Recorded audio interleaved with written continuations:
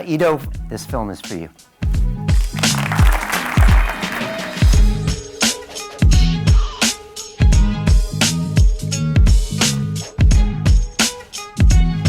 I find it hard to put a suit on. I know, I asked. First, I didn't teach Conor how to move, nor did I ever teach anyone how to move. I can facilitate certain processes or open up the eyes for certain things. I'm more of a squeeze of a lime in the end of the dish.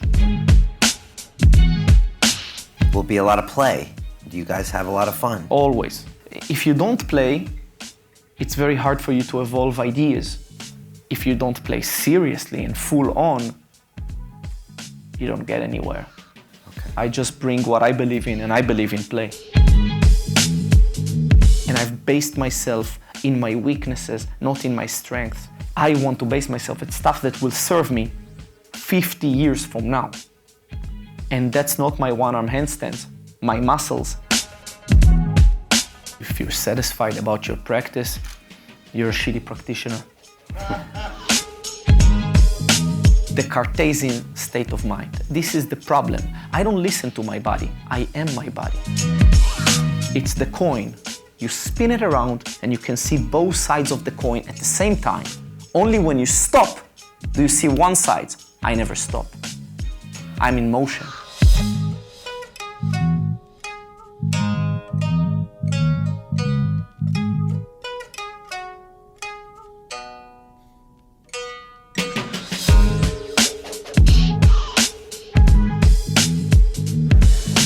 Good evening, London. How are we tonight?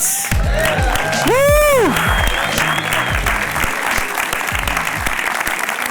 Oh my gosh. I am so excited to be here tonight. I've been anticipating this for days and weeks and months, and it's just really special having all of you people in the room.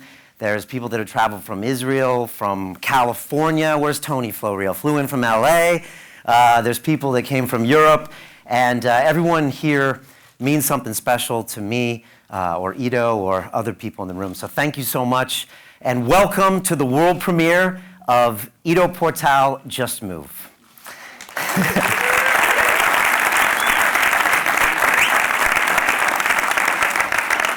I'm super honored tonight to have Ido in the house. Thank you so much.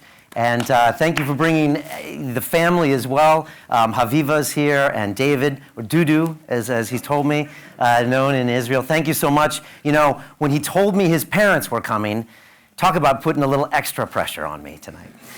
So I was like, okay, and I know your sisters are here as well, and not to mention the whole movement culture kind of A-team over there. I'm looking at Odelia and Hoyi and John, and it's really special to have you here. After tonight, you will be movie stars. I was telling Odelia she needs an agent after this movie. And so I'm so excited to play this for you. Myself and the team, we've been working on it for months. 4 months ago, I took my very first trip to Israel. And for a boy from the beaches of California, this is something I was dreaming about my whole life. It was a place where the stories from the Bible actually happened, and I couldn't wait to go, and yet I couldn't wait also to spend 5 days moving with Ido and his people. And so I brought my entire team, and we documented it, and this is what you're going to see tonight. But this story actually started 3 years ago when this man walked into my studio at London Real. I knew a little bit about him. He had kind of a funny name. He was a little shorter than I thought he would be. And but the conversation we had, it really changed me, and it changed my life. And it changed a lot of other people's lives around the world. And I started really looking at myself differently and what I was doing. And even though it took me a year until our next conversation to actually go and start some new movement practices, I think it was in the back of my mind. And we had more conversations, and then we walked around London, and I have changed because of it. And a lot of you have seen me post these crazy YouTube videos where I'm swinging like a monkey, or seen me breakdancing at 46 years old. Yes, I do it. I'm very proud. One of my instructors is here tonight, Mark Jacob. Thank you. And I love it. I just love it. And one of my instructors is here, Mark Jacob. I hired another one of my instructors. He's our head of product, Mr. Ziri. Both break dancers, old school, teaching me the proper way. And to be honest, I was down on the ground in my gym, which Ido encouraged me to get kicked out of, which I almost did. And as Ido would say, if you haven't gotten kicked out of your gym, then you're doing something wrong. And I was down there doing this lizard walk, and my version of the lizard walk is pretty shocking. But I was down there, and for some reason, I just thought breakdancing. And in San Diego, I grew up and went to a school that was a bust school. So I went to school with like 80% black, Hispanic kids, and I must have felt this breakdancing culture, but I never actually did it. And something happened that day, and I just pursued this journey of movement. And I can't really explain what happened to me, but it started then. And I think it started for a lot of you as well, and I think a lot of people around the world have heard some of the ideas that Ido talks about, and they've changed things on the back of it. They've changed the way they move, but not just that, they've changed the way they live. And so tonight, we're all here to kind of honor that in a way. And I've spent the last 3 years getting to know Ido, and the more I know Ido, the more I realize I don't know anything about Ido. But I believe he's probably a man that doesn't sit back and celebrate or congratulate himself, and Odelia can probably say there's probably not a lot of celebration out on the road there. And it's a bit like me, and there's a big joke at London Real, we call it bottle popping. If Julian's in the house, he knows what I'm talking about. And in England, when you do something great, you pop the bottle of champagne. And I'm known for never popping a bottle. When I do something, accomplish something, I always am very critical of it, and then I move to the next thing. And so tonight, I thought we would just all conspire together to slow down a little bit and maybe force Ido to just take a step back and look at all the great things you've done, the great ideas that you've put out there, and all the people that you've touched, because it's really special what you've done. And I just want to also say that Ido let me into his life, into his brain over the last few years, and in Israel into his studio. And I don't know of many people he would let do that. And it was a real honor for you to let us in, and I take that trust very, very seriously. And so thank you for that. And we put together something that honors that. Ido has not seen the movie, and so for that, it's just amazing, that amount of trust for someone who's worked his whole life on these ideas. And so the whole team at London Real has taken that very seriously the last 37 days or so. And so I just want to finish with something I've been thinking about lately, which is, why do I do this? Why do I bring all of these people here into a room on a Thursday night and make this movie? And I think I might have figured it out. And it happened last week. I came home on a Wednesday night. It was a little late. I was in the studio until about 11 o'clock, and Mariana had cooked me this beautiful meal. And she had spent like 6 hours slow cooking the lamb, and she had like pulled the vegetables from the garden. Baby, stand up for a second. This is Mariana, by the way. And she's 8.5 months pregnant. With boy number 2, which probably wouldn't have happened without London Real, but that's another speech at another movie. So I was eating this meal, and she had pulled the vegetables out of the ground, and she had put the sauce in the Vitamix and poured it over, and it was just me eating. And I ate it in about 4 minutes, and she wouldn't even let me put a photo of it on Instagram. And I was like, baby, you did all this cooking just for me. And I realized that for Mariana, this is the way she expresses her love. You know, she cooks, you know, and that's the way she expresses that. Some people, you know, some people give you a hug. Some people write you a card. Some people send a text message, maybe not your most loved ones. And for me and the team at London Real, this is what we do. We make movies, we make multimedia about people we love, and about ideas that we love, and things that we love, like transforming the world and getting people to make changes. And so that's what I think we're really doing here tonight. So Ido, on behalf of myself and the entire team at London Real, we love you very much, and this film is for you.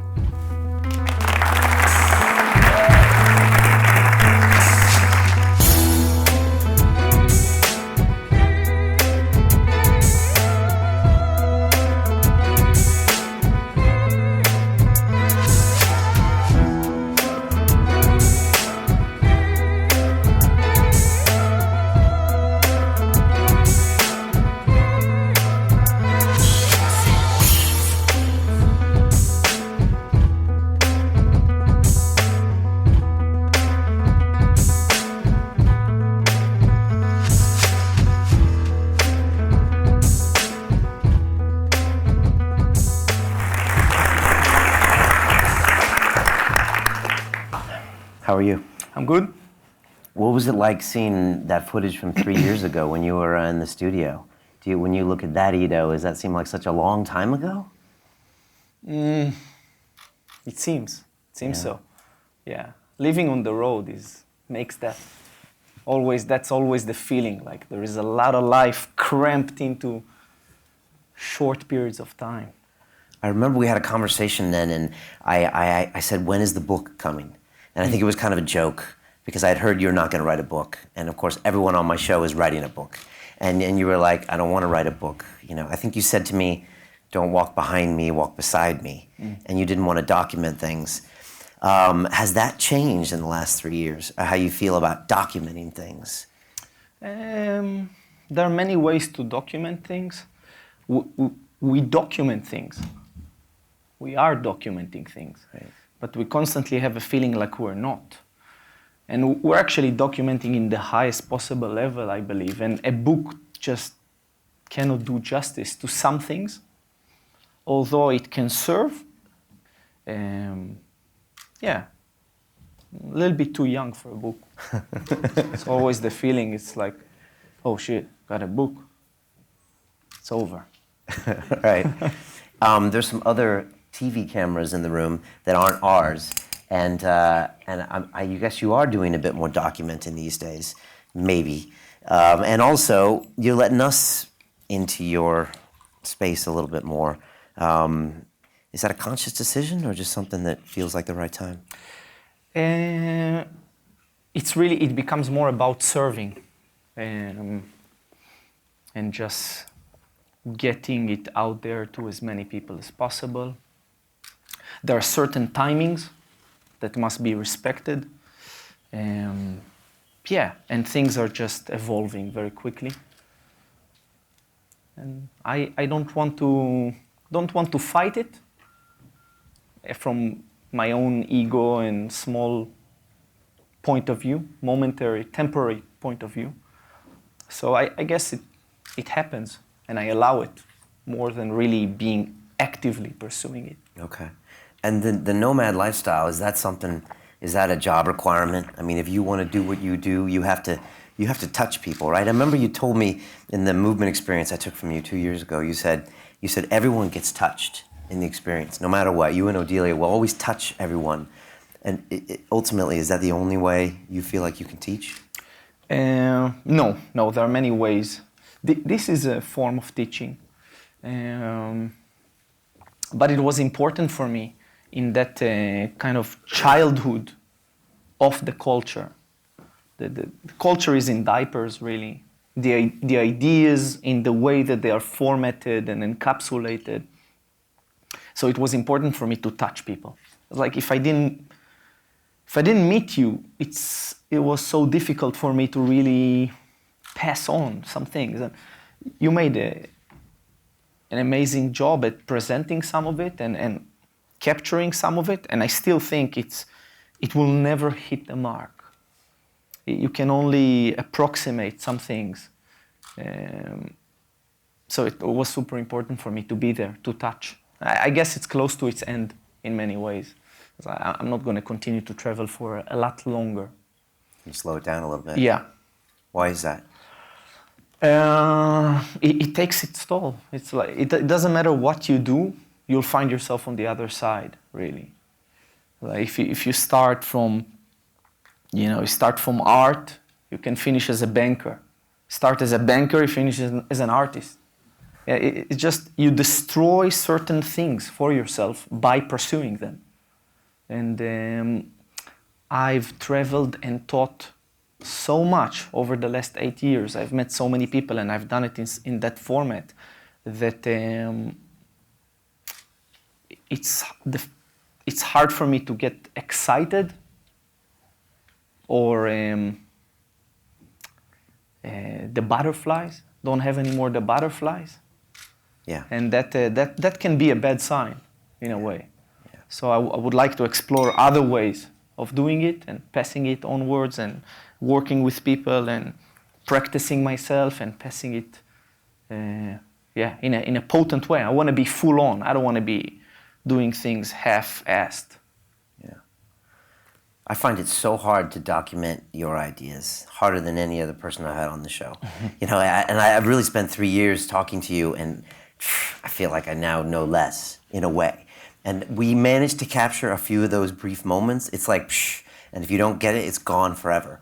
And like we managed to capture a few and to show these looks at you that maybe won't be captured again. I don't know. It's like this strange thing with you where you don't have this standard IP you rattle out, and here's chapter 4 of my book and chapter 6. It's like these ideas that are so hard to grasp that sometimes they're just gone. I guess you hear that a lot. Yeah. And I guess there's no solution. The thing is just to keep communicating. Yeah, you keep doing this from different places, from different areas, and we've done a few of them, right? And they all bring something, and then I can do my own thing, and some amazing people here are doing their thing, and you just keep repackaging it and changing the lenses, and something gets more potent. Some things can also get more diluted, but other things is like folding metal. You know, you get more resiliency, and we need that. And I've really enjoyed like standing on shoulders of many people who've done all this work. Like a lot of the ideas in this movie, they come from people who sit here. Like some of the stuff is from my mother and from Odelia and from my cousin, and so a lot of people here that contributed, and I just take it, put it into my own washing machine, and then I puke it out somewhere else, and sometimes, as we say, it disappears through the cracks. That vomit is gone, and other times people are a little bit more brave because it's not always tasting so good. There is a challenge in the way that it is. We've alleviated it in some ways. In other ways, it's still difficult. It can be aesthetically pleasing, it's nice, but there is still a fair amount of six-packs on that screen. There is still one-arm handstands. There is still friendly stuff. So you can relate. Hopefully you can relate to what is behind it. Why bring the family, all of your people here? They brought themselves. So I didn't bring anyone. Is that because your parents probably don't ever get to see you in action, do they? My mom gets to see me a lot in action. She's present in all the big events. Okay. She's an amazing practitioner. My sister as well has been participating in the last few years, my younger sister, Gili. And less my father, my big sister, they have less of an opportunity, so this was nice. Okay. And your mom will be with us this weekend, right? For the Yes. closing experience. I can't wait. What was I going to ask you? What was it like to watch Adelia talk about you? The most emotional piece, yeah. Yeah? For me, yeah. Really? This and seeing Pascal, it's powerful. Odelia, she speaks about me in front of me. But this was not in front of me. I was not there. It was different, and it's weird, right? Like it's weird to sit there to watch yourself. I'm not sure we have the faculties to work with it, to sit on these stages, fucking. Yeah, it's weird. Yeah, I was watching you from across the row, and I was thinking, oh, wow, it must be weird to watch a movie about you. Yeah. Yeah, it's weird. We're not equipped for it. It's I see big stages, or I'm involved now with some big TV projects, and I'm working within the cinema world, and I meet people who stand on huge stages. I've been cage side in front of 20,000 people, hearing people scream your name as you fight for your life. It's weird moments. And from outside, they look totally different than from inside. But people rarely mention it. They rarely speak about it in an honest way. It's important to put it out there. To say that it's strange. That it's strange, that it's different, it's not what it looks. Okay. that you don't, sometimes you do it almost from outside. The people who do it, they do it from outside. They bring themselves into the audience, and then they can do it. Okay. But it's not your own gesture. This is how I sit. I don't sit. That's how I sit. So that's how I'm going to sit here. But most people don't. They have these other concepts, right, of how they should look, how they should sit in this kind of a scenario. Yeah. I respect that, but it's also important for me to show my side.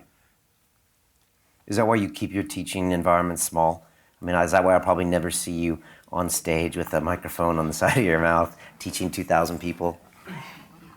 Yeah, I don't know what you can do that in that scenario, what you can really teach there. Definitely not the kind of stuff that I try to work with. And it's not technically demanding. It becomes less and less technically demanding. It's the complexity of the ideas. The actual performance, it looks like nothing. Again, you see it, you'll never think much about it. Maybe there is an impressive moment, but the real thing happens in the background. The real thing is the backstage, is behind this. And that really can be achieved, that real thing, in a certain size of a group, in a certain connection. And then other things can be communicated on larger stages, but yeah, I don't really believe a workshop setting will work well there. I've tried it. I've taught 800 people. I've taught 800 people. I'll never do it again. Shit. And so this weekend, I think we've got 90 of us or 100 of us in the room. I mean, 2 years ago, I took a very similar 2-day experience with you, and it just shattered my whole concept of movement. And I remember I got back to the gym on the Monday, and I looked around, and it just looked like a bunch of aliens doing alien things. And I was like, well, why am I here? Why are you doing that? And so I ended up, getting rid of my personal trainer and started doing these other things. But, for people that don't know, why does that happen with you? Spending a couple days with you, why do they just all of a sudden look at things differently? It's not me at all. It's the paradigm shift. It's the climbing of the ladder of memes, and it's the movement from simplicity to ultimate complexity that happens everywhere across the board with everything. This universe started so simple, and look where we are, and where are we going? It goes to this hyper complexity. So once you climb that ladder, it's extremely difficult to go back. And that's the heart of it. It has nothing to do with me.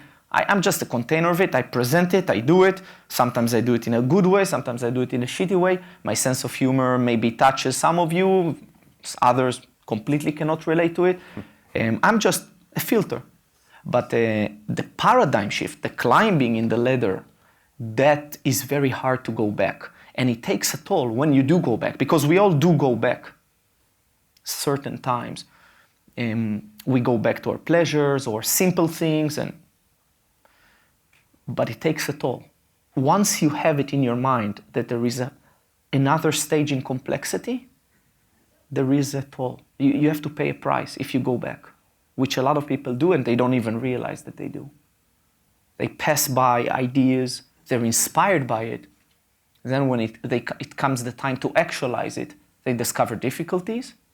So they retrace back, they go back to some form of a simpler practice. But in the back of their mind, they're not doing the real thing. And it keeps poking. It can poke for 70 years before it pops. It can pop in the last moment, in the last 5 minutes of your life. When you realized that you needed to get back to something else. Yeah. You made it too complex. No, you've made it too simple. Okay. You went back to simplicity because it's comforting. It's known. You jumped into practicing yourself in very complex ways, but you can also lose your way there. So what do you do when you lose your way? Most people just go back to simple things that they know. Okay, I know I can pump those weights, or I know I can do this action or that action. It's familiar, and I know what I'm doing, so I'm going back to it. But in your mind, it's not the real deal. And there is some problem about it, the fact that you keep going with it. And we all have it not only with a movement practice, with everything, with relationships, with a lot of things. I remember I complained to you in that episode 3 years ago that I wasn't happy with my movement practice. And then a year later, I complained again. So it was on the back of my mind, but I hadn't done anything about it. If you're satisfied about your practice, you're a shitty practitioner. I'm not satisfied with my practice. I don't have a single moment where I reached a place where I'm content. If you're content, you're a low-level practitioner.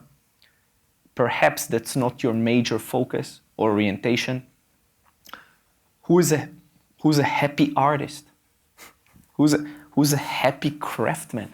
It's like those are people who can make do. But you're not satisfied because you want the next thing, and you need to keep on pushing that rock up the slope. The Sisyphus, the Camus analogy, Albert Camus. Push the rock up the slope, and then it goes rolling back down. And there is never a moment you're on top, starts to roll back down. And that's the game. Until the last moment on this planet, just keep pushing back the rock. So start to understand why is it that we need that process. It's enough to fill our hearts, what we said there. Yeah, X marks the spot and go there and try to enjoy it. You told me that having fun when it's not fun, the art of having fun when it's not fun. Yeah, we say that a lot in the studio now when things get tough. That and Heradat Kodesh. Did I say that right? Not bad. Yeah? How do you say the fear of Ido? Heradat Ido. Heradat Ido. Yeah, we've had a little of that too. What else are you involved with these days? Are you still doing some things with Bollywood and other things? I still do some things there. Very big production, movement design for the main characters. It's kind of a superhero movie out of India. Very big and elaborate thing, and I did the movement stuff for it. And then we are shooting. We are working on a TV series that in which I do some work with the best of the best in all different fields, and bring together this message of movement. And for everyone, we're more similar than different. We're all moving. I'm doing a lot of teaching stuff. I do collaboration with some of the biggest corporations out there involved with branding, sports, movement, clothing. And most passionately, I work with my own research and sharing my own research with a very close group of students. And that's the real heart of it. The rest is just kind of whatever. There's a lot of stuff. There is a lot of stuff. And that's only part of it, actually. Okay. We had lunch in Tel Aviv with the crew. It was like a 5-hour lunch. And Ido just dropped science on all of us and about what you're talking about, nutrition, supplementation, the history of the world. You were just, and because of it, I'm now taking my magnesium and my boron and all that other stuff. But you told us all of this information, but then you said, you were like, Brian, I don't talk about nutrition because I don't feel like I've mastered it, right? Sounded pretty masterful at lunch. A couple of the guys put their phones out while you were and just tried to record it. I made them delete it. Yeah, that's exactly the problem. It all sounds masterful. Okay. That's exactly the problem. We don't know shit. And then everything sounds masterful, and that's why I don't talk about stuff I don't know about. You don't want to be that guy that's talking about stuff that he doesn't absolutely really know. You have, in order to be on top of it, you have to devote many hours a day for it. I've devoted 20 plus years I'm reading 3 to 4 books a week. I don't really meet, I never met a single person who I think even done the basic reading material, the basic course reading list around movement, not even a single person. In terms of the lateral knowledge that you need in order to talk about such a complex phenomenon. So why would I make the mistake? Why would I talk about orthopedic surgery if my sister spent a decade just trying to get the grasp and trying to get into a form of understanding how much she doesn't understand? I can't do it. Nutrition, I don't devote so many hours a day to study nutrition, and it's not a major thing that I will talk about and contribute. I have some ideas, I have some basic understandings. This I feel more comfortable sharing. I have some basic ideas of philosophy, but I cannot hang out with a professor in philosophy. I have some understanding about history, but I'm not a historian. And then I try to limit myself in that field to bring some pieces of information together, and still I make many mistakes all the time. Okay. I want to take a few questions from the audience, but first I want to ask you, you're off to the desert next week. Yes. I hear. And what is the plan out there in Las Vegas? I'm going to cross Las Vegas on a bike. Really? No. My Israeli humor isn't as good.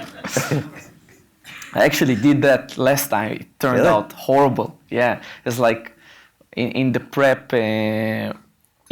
for one of the fights, Conor needed someone to ride with him, do the daily cardio or whatnot. It's like everyone disappeared. You know, like who's gonna do it today? Well, I guess it's me. And I never rode bikes. It was a 25-kilometer ride. Desert, summertime, Las Vegas. Slight uphill the whole time. Leading the ride, 2 Olympic cyclists. And Conor in top shape. Was horrible. Horrible. I finished it. The car next to me kind of like was offering me like, jump on, it's okay, jump on. I said, nah, I'll finish it, but it was rough. So I did that before. No, I'm going to help out on camp a little bit. Last few weeks, some sharpening up, and now it's less contact. We can do more work. Cardio starts to taper off, so going to help out. Will be a lot of play. Do you guys have a lot of fun? Always. It's always a lot of fun. It's always a lot of play. It's never serious, and it's always super serious. It's these combinations. Like, it's not the shitty playful approach. It's the serious playful approach. Okay. So you two are very much the same in that sense. That you value that. Yeah. You don't get there to those places without having both. If you don't play, it's very hard for you to evolve ideas, to really run after things, to be receptive to your own needs, because play is a way for us to kind of test the grounds, to understand what do I need, who am I within this, and then if you don't play seriously and full on, you don't get anywhere. So people don't respect play. Those are people who don't play seriously. And then people who don't employ play, they are not high performers. You're going to be maybe working with some high-performance athletes in your TV show, etc. Do you expect all of them to have an element of play if they're at the top of their game? I don't give a fuck what they have. what they have or what they... I don't expect anyone. I just bring what I have and what I believe in, and they can take it or not, or that's it. Okay. I just bring what I believe in, and I believe in play. I'm a big believer in play. And if you're too serious for that, if you can't respect that, then I'll go to someone else. I'll just keep going to someone else. What did you make of the the Mayweather McGregor media circus, and were you ever going to be involved in that? Because I was watching it and thinking, oh my God, how's Ido going to deal with the stop in Toronto? Yeah, well, I didn't go. I didn't want to go. I thought it would be fun to see it at home. Yeah, there was a jet, everyone taking everyone around. So they also, because it's such a hectic week, actually the movement thing is very useful there. And they asked me to be there, Conor asked me, but I could not. I was very busy doing things here in Europe and just was not truly needed.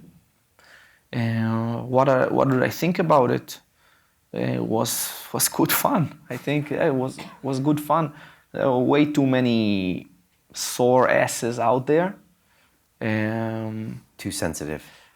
Yeah, too sensitive, don't understand what it's about, never been inside, don't know what's going on, watching from home, writing something, writing some comment, like never been part of it, never, whether on the boxing stage or whether on the multi-million stage or whether on the media circus stage or whether on the pop star stage. There is so many layers there.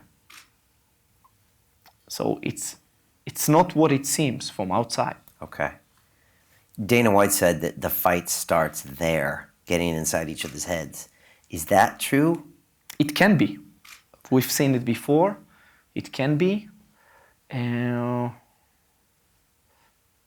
Always Conor tells me, personally, doesn't matter. So whether this, it doesn't matter. Get them in the octagon, get them in the rings. It doesn't matter what happened before. He completely does not rely on it, nor try to do it. There is nothing, there is no prep, there is no script, there is nothing. There's just reality there. That's what I appreciate. It's not my way. As you see, it's very different. But I appreciate the honesty. I appreciate him being him. What you see is what you get. And so I don't think he relies on it. And I think Floyd is very experienced and measured. And you could see that moment with the touch. And it was not phased. He was okay. He could have been the drama queen, but he chose not to. Yeah, I think he chose not to react. That was his reaction. Yeah. But I don't know of anyone that's ever disrespected Mayweather truly like that. So that must have been a new experience for him. Yeah, there are many new things there, which one thing that is a little bit ridiculous in my eyes, every expert is talking about what is going to be, what's going to happen, how is this going to unfold, and all the expert opinions. But let's not mistake ourselves. There are so many new things about this scenario. This never happened. It never happened to Conor. He never met such a guy. And it never happened to Floyd. And this thing is totally new, unfolding reality as it is, and black swans exist. And it's just a totally new thing. It's a boxing match, that's true, but have you ever seen, when was the last time you saw someone, for example, just flailing arms around, going like a windmill in a boxing match? That can turn out very badly, right? But also, what happens when that chaos hits? When in my own field and fields, I know that sometimes even a raw beginner is very difficult to handle. And it's its own thing. Some fighters are really bad at handling aggressive beginners. I've seen it many times. Conor is not a beginner, but he comes from a different world and he has a different way of doing things, and he can turn around, he can do all kinds of things. The timing is a bit off, it's a little bit awkward, and I think that's totally new. On the other hand, Floyd is a master, and he's been dealing with a lot of experts, but all these experts have similar things in them. They are all boxers as well. So I don't think there is anything really known. Oh, yeah, of course. yeah, it's a very difficult task that Conor took upon himself. That makes me respect him even more. He goes again back into it. There is nothing known. There is a lot to lose. People think there is nothing to lose. You don't know what you're talking about. You never were in a fight, probably. Of course, there is a lot to lose. Every loss is extremely problematic. Every loss. I've seen it from close. It's not a loss in a tennis match. It's much more severe. Emotionally draining, problematic. Very few people can shrug off a loss.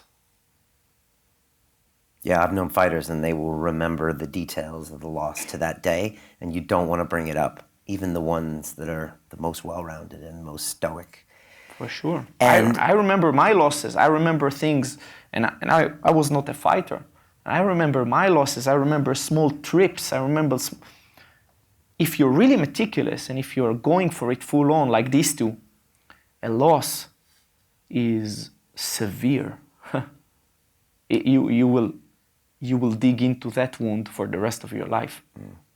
You posted on Instagram and you said, boxing, schmoxing, money, shmoney. You know, this is about Conor taking a big chance and knowing he's taking this huge chance. And I think you were noting the art of just that pure fact alone.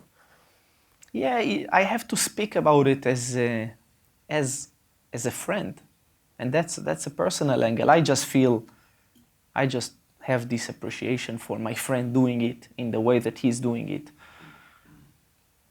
Maybe it's not objective. Maybe I stand on a stage, so people expect me all kinds of. But I have to be also honest, and I just feel in awe of that thing going again.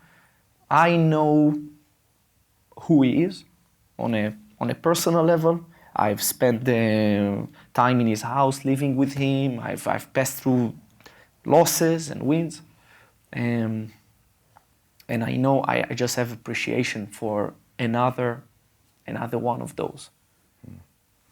You said his style isn't your style. Like Yeah. what would be your style? I'm not extravagant in that way. I find it hard to put a suit on. I know, I asked.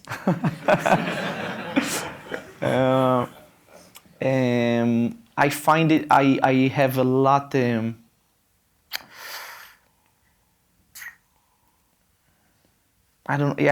are many differences. I don't even know where to start. I'm not gifted in many ways, and I've based myself in my weaknesses, not in my strengths. It's very different, me and him. I've built myself around my weaknesses. I didn't build myself around my strengths. For example, there are students here of mine, most of which have based themselves on their strengths. It's an inherent change between me and them, and it will always be. So I didn't base myself on my strength. I pursued what I'm weak at. There were very few shiny moments for me, easy moments. Maybe I should have pursued music, because that's something that I'm gifted in, maybe. Maybe I could have pursued plastic arts. I received a lot of talents from my father, also from my mother, but in the plastic arts, in music, I can do it. I could do it. I always drew very well, but I didn't go with that. I was gifted in school in logic, in computers, in mathematics, certain things. I didn't base myself in that. I went to something that actually was difficult, and then I met fears, and then I based myself on fears. And so it's a very different thing. I think that's an inherent change, inherent difference between us. Continue watching this fascinating conversation for free by clicking on the link below to visit our website, and I'll see you on the inside. Recently, my dear cousin who is here told me to stare at the ceiling, so I practiced. How did it go? It lasted a few minutes. I stayed in bed. I tried hard, and it didn't work really well. But I'm a new practitioner, so